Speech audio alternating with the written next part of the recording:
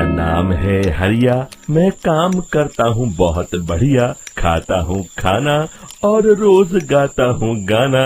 अरे यार, आज तो बहुत देर हो गई। इस खतरनाक जंगल को देखकर तो मेरे हाथ पैर ठंडे हो गए हैं। अगर मैं वक्त पर गांव नहीं पहुंचा तो मालिक बहुत नाराज हो जाएंगे। तभी हरिया को एक आवाज सुनाई देती है। सुनिए हरु जी। अरे, ये आवाज किसने दी? तभी हरिया को सामने कुछ दूर एक औरत खड़ी दिखाई देती है। अरे भाई, ये औरत अकेली इतनी रात को इस जंगल में क्या कर रही है? चलकर पूछना पड़ेगा। फिर हरिया अपनी बैलगाड़ी उस औरत के सामने लाकर रोक देता है और उससे पूछता है। अरे सुनिए, आप इतनी रात को इस खतरनाक जंगल में अकेली क्या कर रही हैं? तभी वो औरत मीठी आवाज में कहती है। अरे हरु जी, आप आ गए। मैं कब से आपका इंतजार कर रही थी।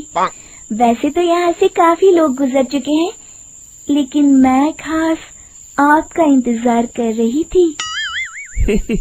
अच्छा, तुम सच कह रही हो?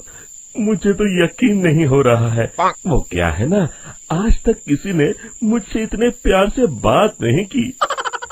हाँ हाँ हरु जी, मैं सच कह रही हूँ। अब देर मत करिए और जल्दी से मुझे मेरे घर तक छोड़ दीजिए। हाँ हाँ, कौन सी बड़ी बात है, अभी छोड़ देता हूँ।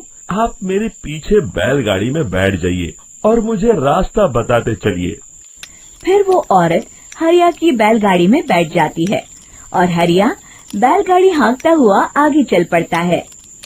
फिर उस औरत के बताए हुए रास्ते पर चलते चलते हरिया बैलगाड़ी लेकर एक काली गुफा के आगे आकर रुक जाता है। हरिया उस औरत से पूछता है। देवी जी, आपका घर कहाँ है? यहाँ तो एक गुफा के अलावा और कुछ नहीं है। तभी अचानक वो औरत हवा में उड़ने लगती है। देखते ही देखते उसका सुंदर रूप एक डरावनी चुड़ैल में बदल जाता है और वो जोर जोर से हंसती है। अरे तू तो एक नंबर का बेवकूफ निकला। तू तो बड़ी आसानी से मेरी बातों में आ गया। अरे मर गया रे, ये तो एक चुड़ैल है। हे भगवान बचा ले, ये तो बड़ी डरावनी दिखाई दे रही है। और फिर अगले ही पल हरिया की बैलगाड़ी में रखा सारा सामान हवा में उड़ता हुआ उस काली गुफा के अंदर चला जाता है और वो चुड़ैल भी उस गुफा के अंदर जाकर कहीं गायब हो जाती है।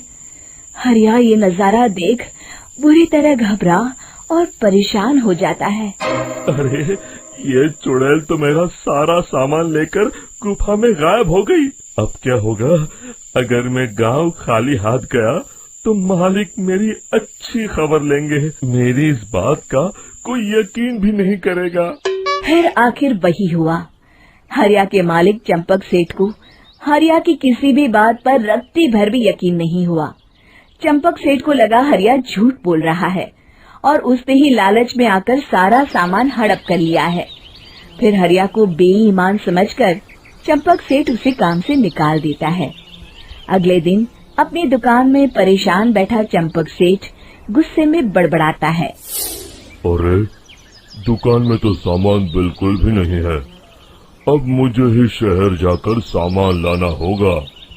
फिर वो अपनी बैलगाड़ी लेकर शहर चला जाता है।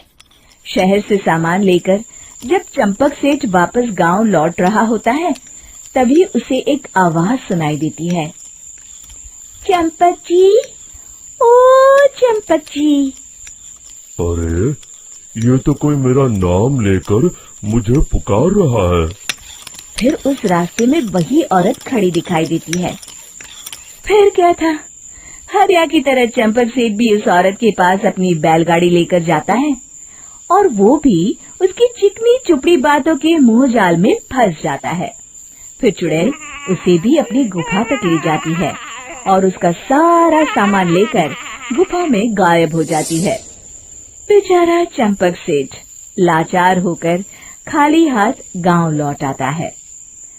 फिर ये उस जंगल में रोज की बात हो जाती है। जो कोई भी शहर से कुछ लेकर गांव की तरफ लौटता, वो चुड़ैल उसे बेवकूफ बनाकर उसका सारा सामान लेकर गुफा में गायब हो जाती। एक दिन हरिया एक लकड़हारे को उसी जंगल की तरफ जाते हुए देखता है। फिर हरिया उसे रोकते हुए कहता है, अरे भाई, क्यों अपनी मौत को दावत दे रहे हो?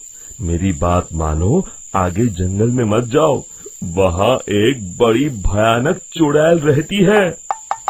लकड़हारा हरिया की बातों को नजरअंदाज करते हुए कहता है, अरे भाई, मुझे पहले ही बहुत देर हो चुकी है, मुझे जाने दो भाई। शाम तक लकड़ियाँ काट कर शहर के बाजार में बेचना है। तुम अपनी ये कहानी किसी फुर्सत में बैठे इंसान को सुनाओ, मैं तो चला। इतना कहकर लकड़हारा वहाँ से आगे जंगल की तरफ चला जाता है।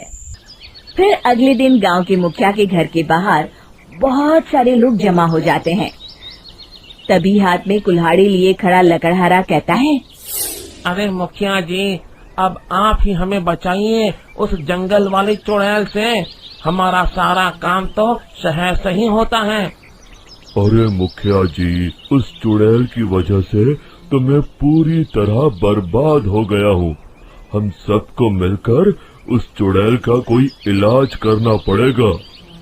तभी भीड़ में खड़ा वीरा कहता है, आप लोग चिंता मत करिए, कल से वो चुड़ैल किसी को नहीं लूट पाएगी।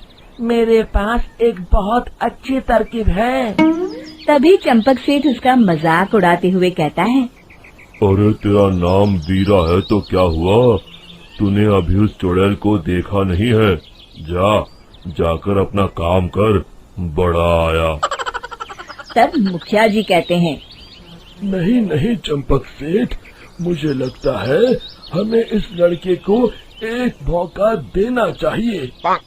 फिर सभी गांव वाले मुखिया जी की बातों से सहमत हो जाते हैं और वीरा शाम को एक बैलगाड़ी में कुछ सामान लादकर उस जंगल की ओर चल देता है।